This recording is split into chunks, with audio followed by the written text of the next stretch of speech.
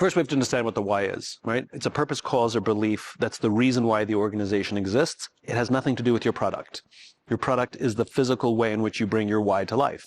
So if you have your product or service in your statement of purpose, you miss the point, right? So like my why, for example, is to inspire people to do the things that inspire them. So together, each of us can change our world for the better. It doesn't say what I do to bring that to life. That's the reason that I get out of bed in the morning. A why is fundamentally an origin story. It's where the organization comes from. In every organization we work for, someone or a small group of people were the founders. Every single organization was founded. And the question is why was it founded? What was so important that it was worth the overwhelming odds of failure to start an entirely new business, as opposed to just getting a job and doing just well, just doing just fine there, stirring the pot if you need to? What was so important that a new organization had to be founded? What problem were they trying to solve for? What solution didn't exist at the time?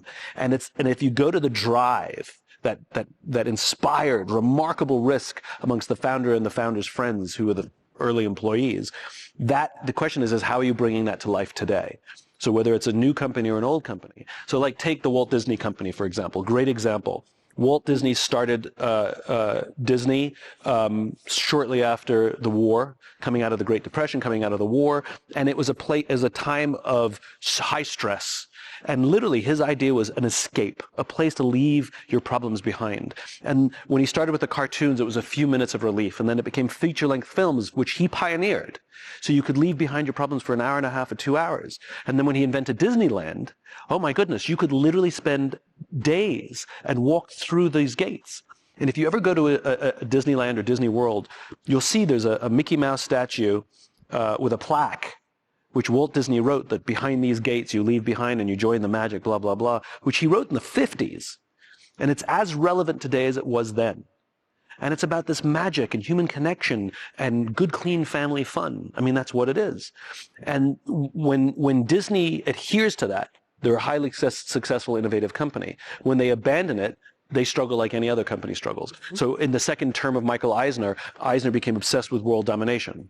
That has nothing to do with good, clean family fun or leaving behind the stresses, your problems. And you saw what happened at Disney in those years. They couldn't attract top talent. We started lumping Disney in with just another big corporation. It wasn't the exception. Mm-hmm. And then when Bob Iger and Tom Staggs took over, they went back to the roots. And they looked at the portfolio of Disney and they said, are we staying true to ourselves? Meaning, are we staying true to the vision of our founder, why our organization was founded? Doesn't matter what products we make. Are we staying true? And they looked and they saw that Disney owned a production company that produced films like Quentin Tarantino films. That's not good, clean family fun. They owned a music label, a record label that produced death metal albums. One of the bands was called World War III. These don't sound like Disney things. And so even though they were profitable businesses, they sold them off. And if you've noticed, Disney does not own a casino on the Vegas Strip. Can you imagine how good it would be? Star Wars, Marvel, like I would so badly want to stay in that hotel, but they'll never do it because gambling is not a Disney thing. It doesn't make sense. And so when they are at their best, they're staying true to the reason the company was founded.